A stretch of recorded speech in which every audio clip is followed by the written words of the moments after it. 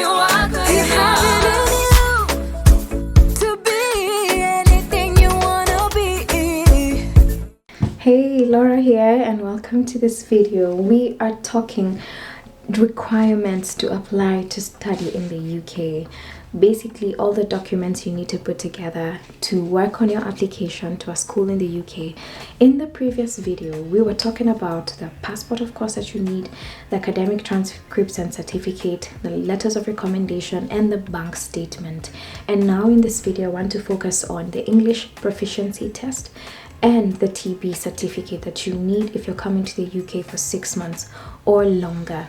Diving right into the English proficiency test, I personally took the IELTS test. I didn't take TOEFL, but either of them is, highly acclaimed. So any of them would work. And let me start with IELTS. For IELTS, I want to read that so that I get that very correctly. You can get it britishcouncil.co.ke/exams/IELTS. That's where you go to apply to do this exam with IELTS. So when you go on this portal, you will book an exam date. They usually have set exam dates, which can be tricky, and brings me to again that point I've been saying, that you need to be doing these things as early as possible. As soon as you know you want to go to the UK, top of the list, you need to check things like your passport and now do things like the IELTS exam. Things like the bank statement actually do come much later, because in any case you need a bank statement that's as recent as possible. Things like the academic certificate and whatever you should have already, unless you're replacing. Letters of recommendation you should be chasing as early as possible, just so that you're giving these things the time they need to process, and then allowing you enough time to apply and then wait and all that. So when you go to britishcouncil.co.ke/exam/IELTS, you will see all the information about the IELTS exam. Now, it's very detailed there. Like, they'll tell you what IELTS is about, what the tests are like, and everything. But now let me tell you from personal experience. You're going to do 4 papers, 4 exams. 1 on reading, 1 on writing, 1 on listening, another one on speaking. And they're exactly like what I've said. You're going to read something and answer questions based on what you've read. You're going to listen to something and answer questions based on what you're hearing. You're going to do some speaking. You're going to do some, I've forgotten the other one. So I would suggest that if you're doing the IELTS exam, because they have different locations in Nairobi. Like, I remember I did mine in KCA University. That information should be on the portal, because I think locations can change. And I think they also have Kisumu. Not too sure about Mombasa. All these things are in the portal anyway. They have set exam dates. So it's not like you will go for the exam when you feel like going. They have set exam dates. So you book the closest possible, the one you can go for, and then you will pay. How much do you pay? These exams are 30,000 shillings. The IELTS exam is 30,000 shillings. So you pay, say through your card online or something, and then you will wait for the day. So on the day, I would highly suggest that you just put aside that day for those papers, because they can't take the whole day. Because, like, I remember for us, we did a few papers in the morning and then had a lunch break, and then others in the afternoon. That's pretty much your whole working day if you were to go to work. And they split us in groups, so there's a group that did these papers in the morning, and then we switch and they do the others. Now, is this exam hard? It's not. But is it hard? It is. So what am I saying? I'm saying that sleep well the night before, because I don't think, my opinion, me personally, I don't think this is an English test as much as it is a test of your speed and your sharpness. Because it's timed, and that's the aspect of the test that makes it hard, and that's what I think makes people fail. I don't know if you've come across anything like this, but there was something on the news, not the news, but like there was something published about how many people failed the IELTS test last year. People do fail. And it's because it's a very strict test, because it's not the kind of test where the answer can be A or B or C. It's a kind of test where the answer can only be A. So you really need to be sharp enough to get that answer. And why I'm saying sharp enough is because it's not a matter of finding the answer eventually. It's about finding the answer as fast as possible. All these tests are timed. So if anything, I would say the most relaxed test is a speaking test, if you ask me, because you're interacting with the examiner like just face to face, you're having a conversation. But all the others, you're working on a computer that has a timer right at the top, can just give you maximum anxiety, and you need to like move, because when this thing is done, it will only pick up the questions that you answered. Everything else is a 0. So you really need to have slept well and eaten well, so that you go in there and just like move through this thing with speed and efficiency and everything. So maybe it's in the word English proficiency test, not so much of like how well do you know English kind of a thing, but it's very important when you're coming to these countries up here. So that's for IELTS. I don't know that I'm missing anything, but it's pretty much the same with TOEFL. Now for TOEFL, you will get it at LTS, what's this thing? Dash, hyphen. LTS, that thing, africa.com/services/TOEFL, TOEFL/ again. That's where you can find that. For both IELTS and TOEFL, you will book online. For TOEFL, I saw on the portal that the charges are 30,500 shillings, so it's pretty much the same. Again, 4 papers: reading, writing, speaking, and listening. Same thing, pretty much. Shouldn't be very difficult. Now, you can prepare for these tests, and my personal opinion is that there's nothing to really freak out about. If English is an official language for us in Kenya, so most of us are English proficient in a sense. Like, you can speak the language, you can write in the language and everything, so you have nothing to fear. But now, because it's a test that has its own ways of going about it, the best thing to do is to familiarize yourself with what the test is like.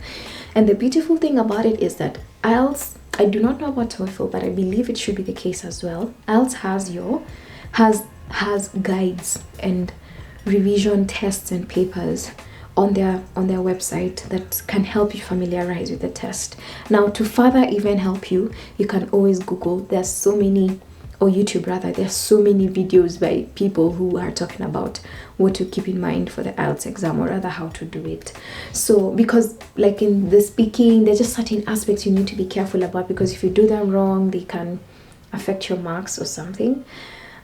So yeah, you can just, I would say it's the kind of a thing that should take you maximum 2 hours, and ideally I would suggest doing this the day before your test, so that your mind remembers what you have familiarized yourself with.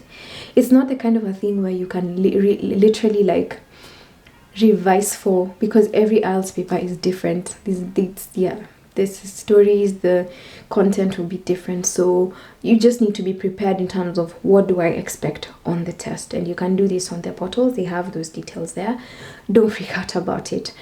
But the only reason why you should freak out about it is because the pass mark is 5.5, and when you fail, you can request for a remarking. But you see, now if you fail the remarking, all you need is to now do the test again, which is to pay 30k again. So as much as possible, just pass this test and get it done with. Now, this IELTS certificate, TOEFL certificate, they are valid for 3 years. So if ever 3 years from now you need to do another course or something, just know you're going to do the test again. Now, most people actually do require to do the IELTS or TOEFL test, the English proficiency test, but there's select few. So I understand, who can get a letter from their university that proves their English proficiency. And I assume that this would be maybe people who've done a language course or something like that. Or you've been to like, what are they called? British schools, like a different system other than 844. I think it's possible for your school to actually give you the documents that you need to prove English proficiency. So it's not the case for everyone. So you may be watching and you may be in a situation where you don't have to do the IELTS test. Bottom line is, you need an English proficiency document, whether that is your certificate from IELTS or TOEFL, or it's a letter from your former school proving your English proficiency. Now, the TB certificate is also another very important bit of your application. The good thing about this process is that it's a 1-day process. The bad thing about this process is it's a 1 full day process of going to 78 UN Crescent Gigiri, that's a location, and being in a queue for hours Q1, you go, you register, you finish. Second Q is waiting for I don't know what. And then the third Q is waiting to see the doctor. And then the fourth Q is after you see the doctor and you do the breathing test and you check your TB, is waiting for the certificate. You're going to spend your whole day there. However, after that one day, you're done. It's not the kind of a thing where you need to wait for a document. On that note, you wait for IELTS results for 2 weeks. It's very important to say that. You don't get your results immediately. It takes 2 weeks. Which is why, again, can you see why I'm saying you need to start putting things together early? Is because everything has a time period to it of some sort.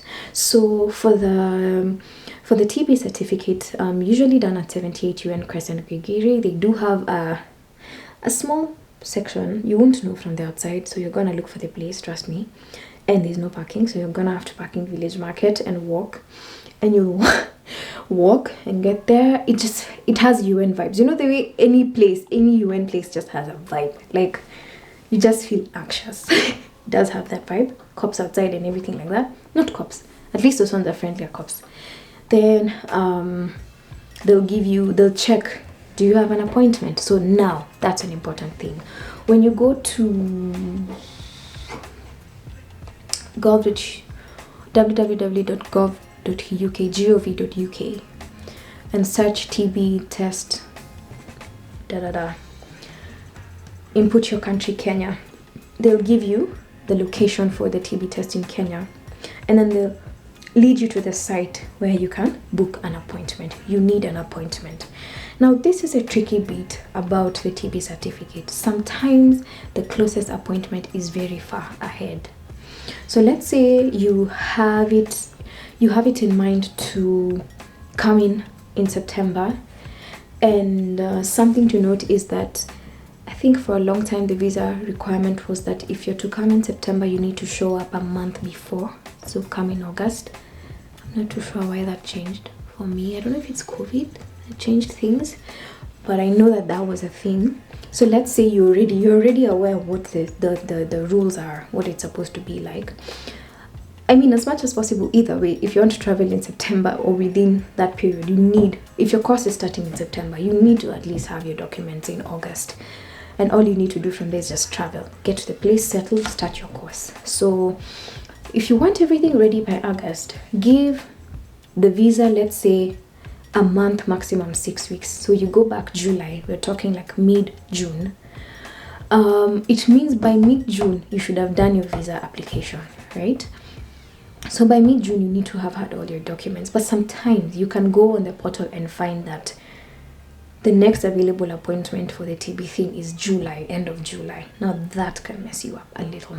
So I would suggest, might be a risk to take sometimes, but like book an appointment as early as possible. Maybe around the time when like you're doing your IELTS test and putting your documents together.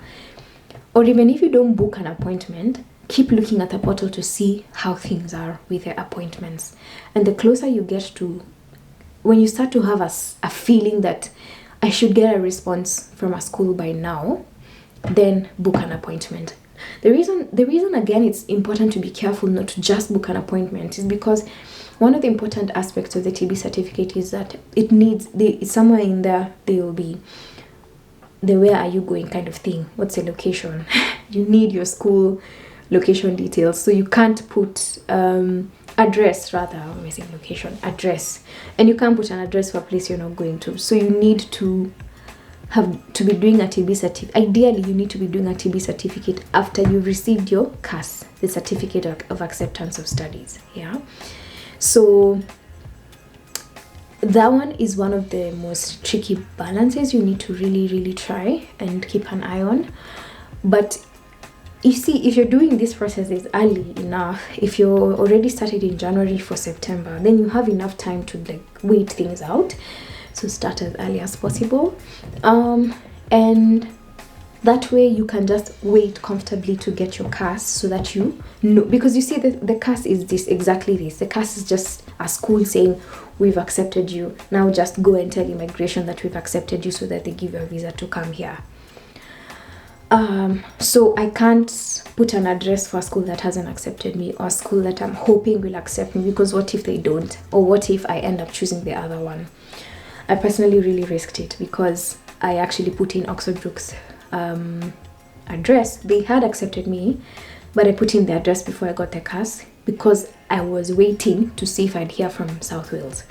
And I really panicked because I was like, what if I get a response from South Wales and I want to go to South Wales? What will I do?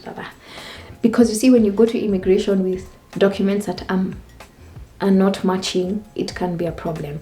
That you have a CAS from this school, but your TB certificate is saying you're going to another school, and then something else is saying something different. You want your documents to match.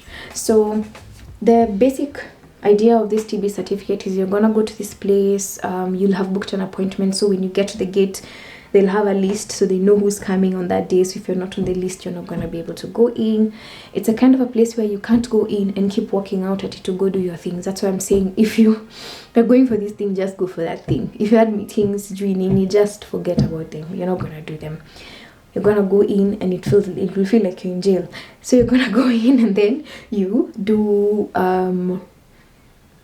I guess the first check. I don't remember what it is. They'll check your documents. That's where they'll ask you things like, where are you going, which place are you going to in the UK, blah blah blah. I think they do for UK, Belgium, and I don't remember the other one. So there'll be many people, and then you will eventually now go to the doctor where you will be tested. It's basically taking off everything you're wearing on top, wearing that thing, the blue thing, going behind the whatever. They check your chest for TB. They'll ask you to inhale and whatever. Then put your clothes back on. Wait. Oh, before that, there's a counseling. That's what I'm telling you. There are many queues for many things. By the time you leave that place, you're just done. But at least you leave with your TB certificate. So that's a very important aspect of this process, especially if you're coming to the UK for more than 6 months. It's a requirement by immigration. Very important aspect to this is that it has a cost implication to it. The TB certificate is 15,500 shillings. Me now, you guys, this process is expensive. And that's the bit about this thing that I would like for people to understand, so that they don't downplay and just realize that it's gonna be an expensive process. So if you want to do it, then you better commit to it. And if you commit to it, then you better get to the UK and work to your best. Make it worth every sacrifice, every financial sacrifice you've made or someone has made for you, because it's a lot, even for a sponsor to bring you here. And for people who get like scholarships, you can get a full board scholarship, which like caters for your school fees and for your living costs and everything. You want to make the best out of it, because someone is really putting in money for you to be there. And with that, I've come to the end of the video. Next week, I want to talk about the last document that I haven't touched on, which is what? The personal statement, my least favorite. We're gonna hit at it. So I'll see you next week. Thank you so much for watching these videos to this point. Really, if you have any question, the comment section is open for that. Let's keep the discussions going. Let's learn together. Let's exchange notes. Things change over time. So I'm recording this in January 2023. Maybe you're watching this a year, 2, 3, 4 years later and things have changed. Tell me how. Or just write a comment for someone who's also watching just like you and they're wondering, okay, this looks a bit different, what is it like? I mean, you know. But I'm really hoping these videos are helping you. Thank you for watching. See you in the next one.